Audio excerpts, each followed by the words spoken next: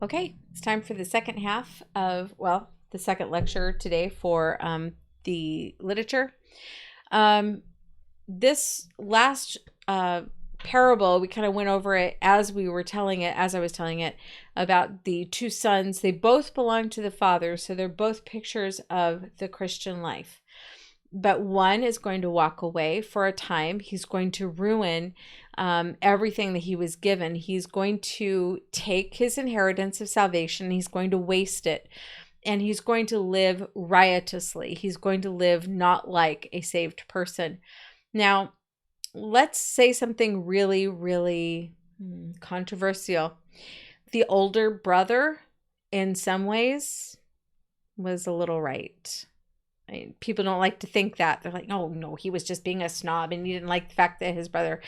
He was angry at his brother for ruining the reputation of their family. When we see Christians behave, or people who even claim to be Christians behave in a way that goes directly against what the Bible teaches, it can make Christians really, really angry with them. But we have to remember that if they're truly saved and they do eventually repent of that bad behavior, that we need to be forgiving of that. And sometimes that can be a little hard, especially if somebody has committed a crime that has hurt other people, not just hurt the reputation of our churches or of the Christians in general or of God himself. They have hurt the reputation because of their bad living standards. So the father is very gently reminding his son, his oldest son, listen, everything I have, you already have. That belongs to you. Yes, you're living right. Everything I have is yours. But now we need to take a moment and bring your brother back. Okay, so bring him back into the fold. We need to help him. Okay, honestly, I'll be really, really honest with you. Sometimes it's really hard for me because if somebody has done something that hurts not just the cause of Christ, but has hurt a fellow Christian in a way that, is to the point where somebody might not ever recover from that, I have a really hard time forgiving that person. Getting along with that person, I have to look to God to help me with that. God needs to be the one to put his arm around me and say, okay, now listen, because I can't help but thinking about the person who is victimized.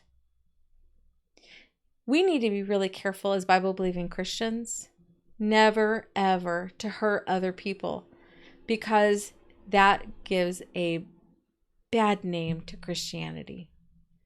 So, okay, moving on. Okay, in our next parable, from Luke 18, 9 through 14.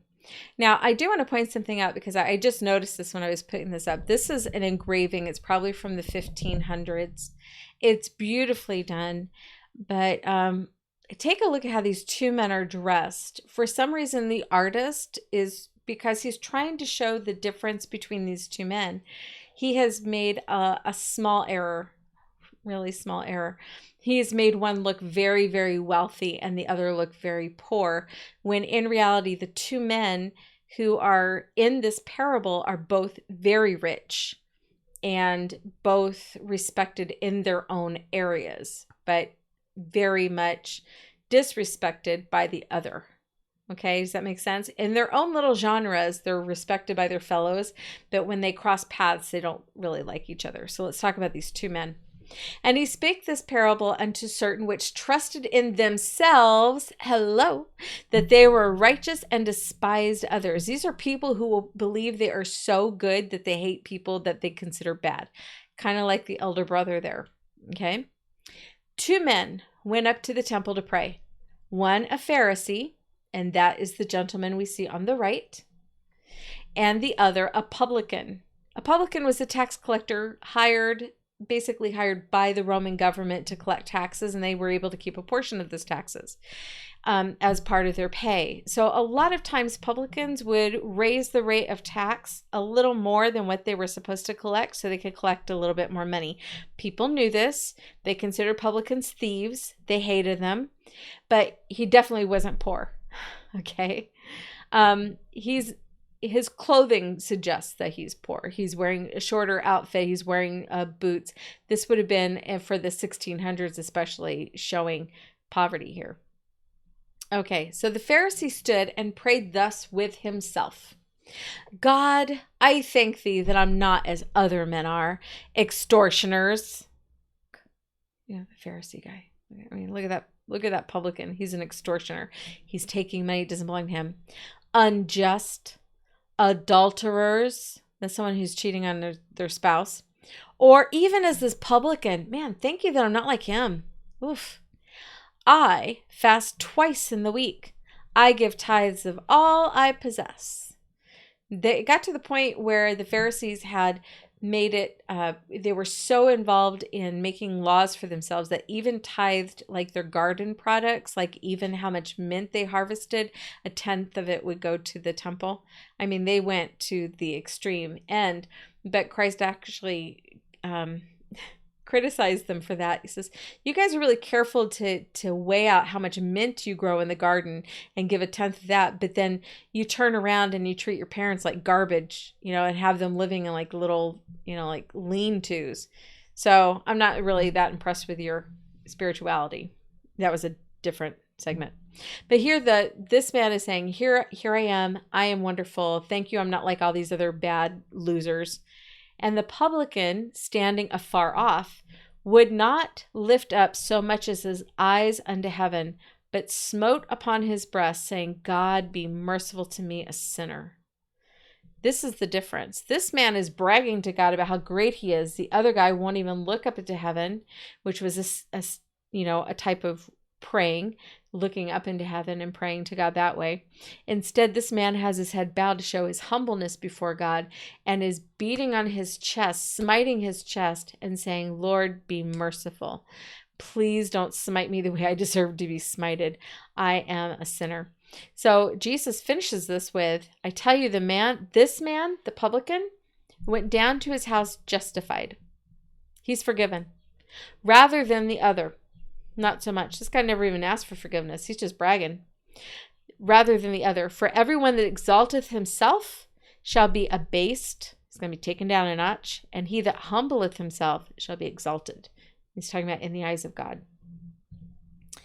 He said, therefore, a certain nobleman went into a far country to receive for himself a kingdom and to return. So here we have a nobleman who is next in line to the throne of a foreign country. He may have to do a little fighting with some other possibilities for the throne, but he's going to go to receive that kingdom for himself, and then he's going to come back.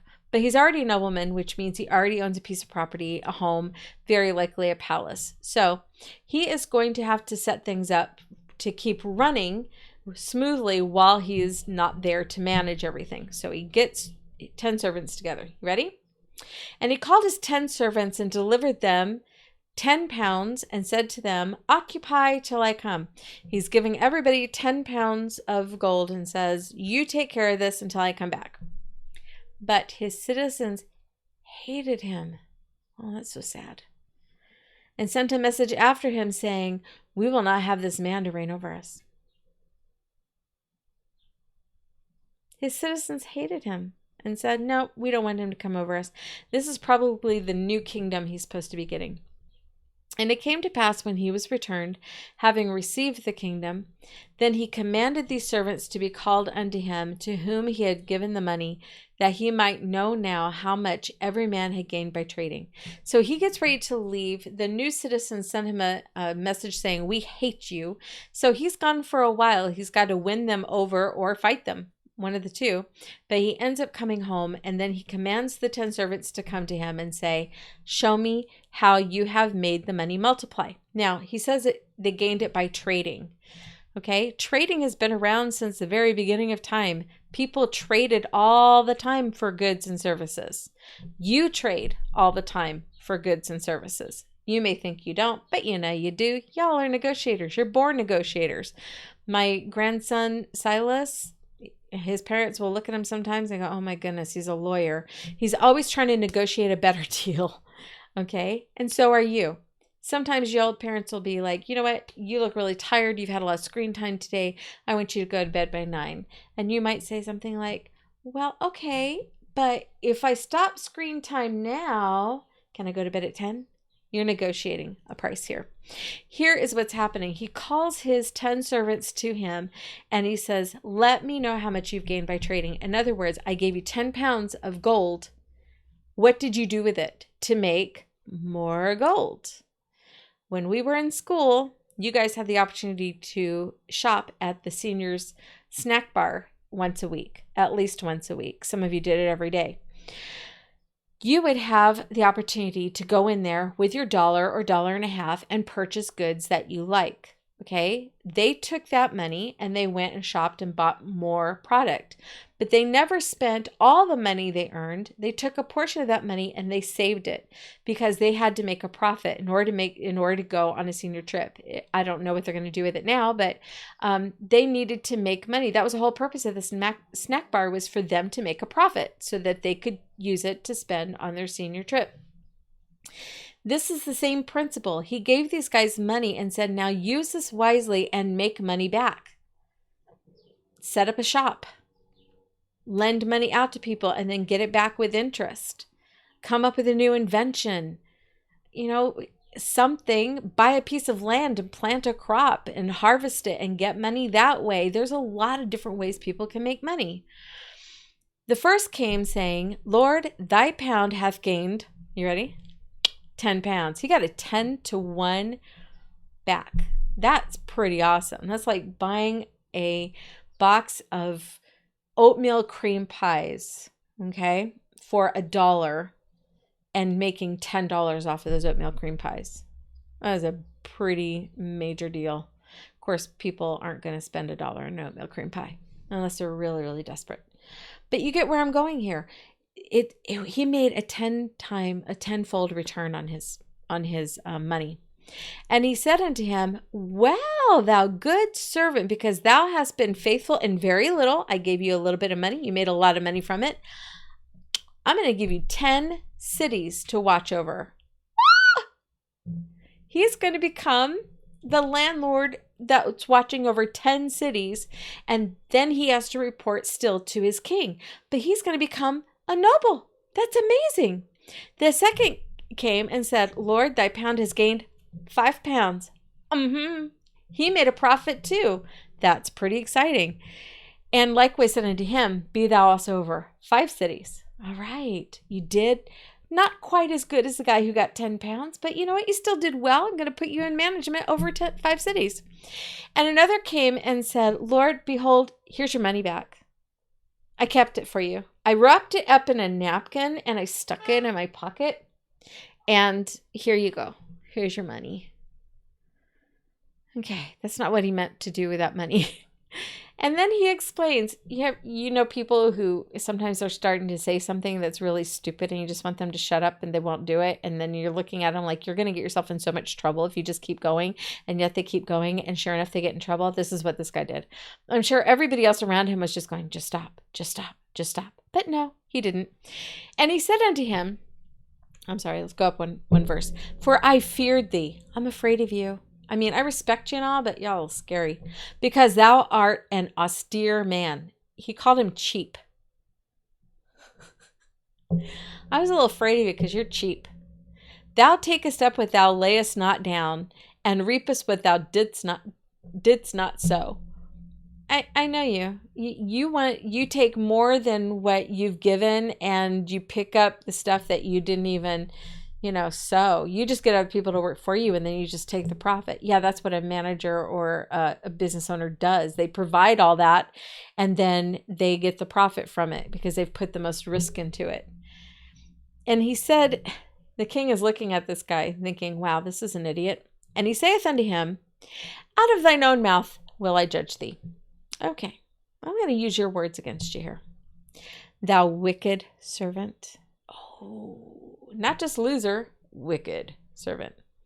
Thou knewest that I was an austere man, taking up that I had not laid down, and reaping that I did not sow. Wherefore then gavest that not thou my money into the bank, that at my coming I might have required mine own with usury? You could have at least put it in a bank account and let me get interest for it. But you didn't even think to do that. Did you guys know you could do that? You could put money in a bank account and it actually makes money back for you. It's not a lot of money, but it's better than nothing. It's better than leaving it in a napkin.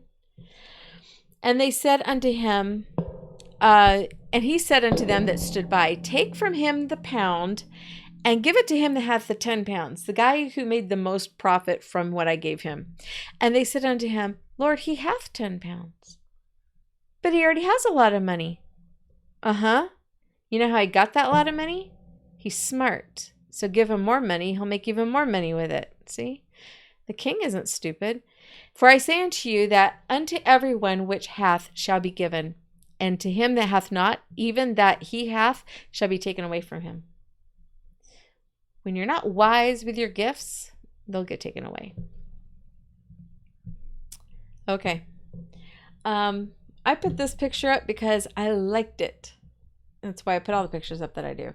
But here we have this parable being shown to us in one panel. It's a pretty good sized panel, it looks like. You have two parts of the story being shown, almost like it's a comic strip. You've got two bubbles there. And so in the first bubble, you're going to see the first part of this parable, and then in the second bubble you're going to see the result of the parable, and we'll kind of go back and forth. Okay, so here we go. Then he began to speak to the people of this parable. A certain man planted a vineyard. Okay, we got that in our heads, right? This guy owned a piece of land, planted a vineyard, and he let it forth to husbandmen, which means he rented it out to people who would grow grapes, and then they would harvest the grapes. They would get a portion of the grape money, and then they would give a portion of it to the person they were renting from. Okay, so we would also call this, later on, they called it sharecropping. My mom was a sharecropper. It's not an easy life, but that was part of our history. So he began to speak to the people of this parable. A certain man planted a vineyard, and he let it forth. That means he rented it to husbandmen, and went into a far country for a long time. So he purchases the land, rents it out, and says, see you later, guys. I will get back to you later for my rent or my portion of grapes, however they're going to pay that rent. Okay?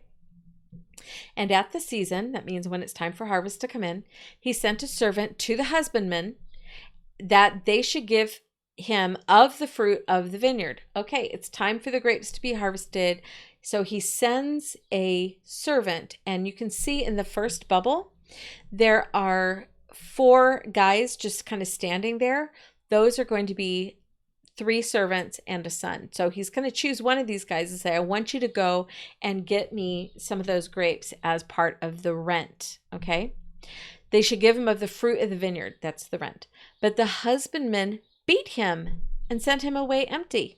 So he sends a servant, go get the rent. He goes to pick up the grapes that are the rent. And instead of getting paid, he gets beaten. Beaten. And he comes back to the landowner and he says, you're not going to believe what just happened to me. And the landowner, and he sent another servant, and they beat him also and entreated him shamefully and sent him away empty. So this guy doesn't just get beaten, he is shamed. They do something kind of mean. They bully him so that he's traumatized. And he sent a third. And this, they wounded him also and cast him out. So now they're physically hurting people. I mean, they're wounding people, not just beating. Then said the Lord of the vineyard, what shall I do? I mean, here it is. These are his renters. They're supposed to be paying rent with these grapes, and they are abusing his servants. What is he supposed to do? He says, okay, I know what to do. I'll send my heir, my second in command, my beloved son. It may be they will reverence him, or they will show him respect, because he is the man's son. They'll show him respect when they see him. But when the husbandmen saw him, they reasoned among themselves, saying, this is the heir. This is the kid who's going to inherit this vineyard when daddy dies. He's the heir. Come, let us kill him, that the inheritance be ours. If we kill the son, we get to keep the vineyard. We don't have to pay rent anymore. Ha ha ha. So they cast him out of the vineyard and killed him. What therefore shall the Lord of the vineyard do unto them? He shall come and destroy these husbandmen, and shall give the vineyard to others. And when they heard it, they said, God forbid. People were shocked by this story. This is a horrible story. Come on. Jesus, this is not appropriate. This is not even PG-13. What are you doing? You're talking about murder and people getting killed. I mean, come on. Okay, let's talk about how this is a metaphor. The man who owns the vineyard is who? You got it. God. The 3 servants who are sent are prophets that have come before.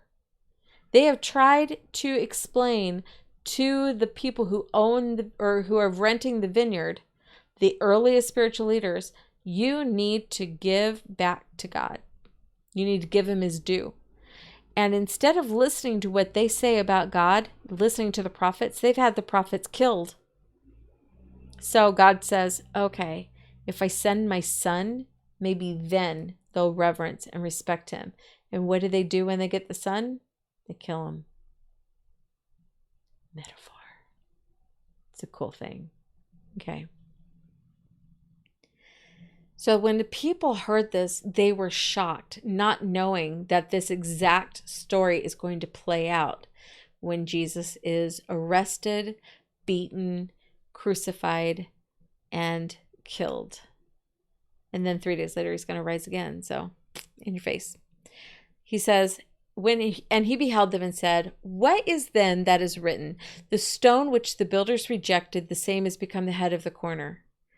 Whosoever shall fall upon that stone shall be broken, but on whomsoever it shall fall, it will grind him to powder. Jesus is going to use another parable here that I don't have an illustration for, of a stone. There's going to be a stone. He says normally, there could be a stone that would be used in the corner of the building. That would be the foundational stone. And the builders at first are going to reject it, but this is going to become the cornerstone that everything is built on. Even though it was at first rejected. He's talking about Christ.